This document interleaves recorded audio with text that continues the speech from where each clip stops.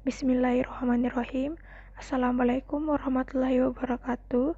Pertama-tama, mari kita panjatkan puji dan syukur atas kehadiran Allah Subhanahu wa Ta'ala yang telah memberikan kita kesehatan dan kesempatan agar bisa melanjutkan perkuliahan pada kesempatan kali ini.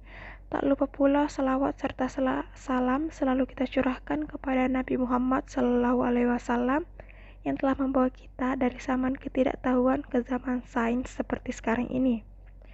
Baiklah, untuk mengefisienkan waktu, saya Aldo Tafiani dari kelompok 2 akan memaparkan materi tentang ayat yang menyebutkan matahari dalam Al-Quran dan hadis. Bukti teori heliosentris dalam Al-Quran. Adapun mengenai teori heliosentris, Al-Quran telah mengisyaratkan di dalam surat Yasin ayat 38-40, yang dimana artinya, dan matahari berjalan di tempat peredarannya, dan demikianlah ketetapan yang maha perkasa lagi maha mengetahui, dan telah kami tetapkan bagi bulan manzila-manzila, sehingga kembalilah dia sebagai bentuk tanda yang tua. Tidaklah mungkin bagi matahari mendapatkan bulan, dan malam pun tidak dapat mendahului siang, dan masing-masing berada pada garis edarnya. Pada ayat di atas, dijelaskan bahwa matahari dan bulan beredar pada garis edarnya masing-masing, sebagaimana yang telah ditentukan oleh Allah Subhanahu wa Ta'ala. Matahari tidak mungkin bergerak mendahului bulan, karena garis edar dan pusat peredaran keduanya berbeda. Bulan bergerak mengitari bumi, sedangkan matahari mengitari pusat galaksi Bima Sakti. Matahari sebagai petunjuk waktu.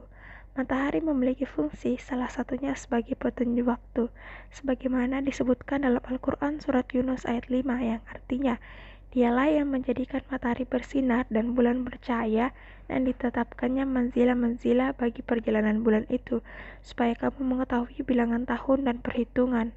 Allah tidak menciptakan yang demikian itu, melainkan dengan hak. Dia menjelaskan tanda-tanda kebesarannya kepada orang-orang yang mengetahui. Allah Subhanahu wa Ta'ala berfirman dalam Quran surah Al-Isra ayat 78 yang artinya, laksanakanlah sholat sejak matahari tergelincir sampai gelapnya malam dan subuh. Sungguh sholat subuh itu disaksikan. Ayat tersebut menjelaskan mengenai waktu-waktu sholat, dimulai dari tergelincirnya matahari, yaitu condong dari pertengahan langit sampai muncul gelapnya malam. Cahaya matahari sebagai penerang tata surya. Matahari diciptakan sebagai benda langit dengan cahaya kuat yang berasal dari pijaran bola gas panas yang sangat luar biasa. Kuatnya cahaya yang dimiliki benda langit ini demikian terang. Cahaya yang kuat dapat menerangi semua sudut alam raya yang berada dalam lingkup tata surya. Matahari berfungsi menjadi sumber cahaya terbesar di dalam kehidupan di bumi. Cahaya matahari yang terpancar merupakan cahaya yang bersumber dari dirinya sendiri. Al-Quran menyebutkan bahwa Allah Subhanahu wa Ta'ala telah menjadikan matahari sebagai siraj atau pelita. Dalam Quran surah An-Naba ayat 13 yang artinya, dan kami jadikan pelita yang amat terang, matahari. Secara umum, dikatakan matahari memancarkan energi panas yang menghangatkan bumi, dan pancaran cahaya tersebut berfungsi sebagai pelita yang menerangi tata surya. Padamnya matahari tanda kiamat. Dalam buku Al-Quran versus Sains Modern menurut Dr. Zaki Naik, beberapa ayat Al-Quran juga telah menyebutkan bahwa matahari akan berhenti memancarkan sinarnya pada waktu yang telah ditentukan oleh Allah, yaitu kehancuran dunia dan terjadinya kiamat. Dalam surah Ar-Ra'd ayat 2 yang artinya, Allah lah yang meninggikan langit tanpa tiang yang kamu lihat.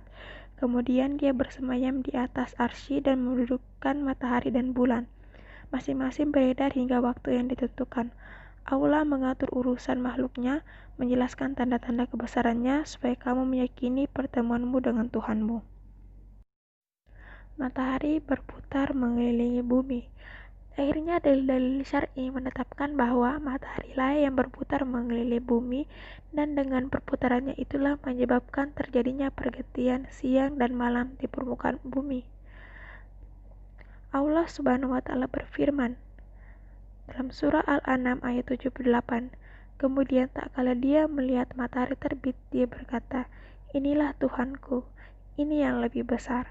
Maka tak kala matahari itu terbenam, dia berkata, "Hai kaumku, sesungguhnya aku berlepas diri dari apa yang kamu persekutukan."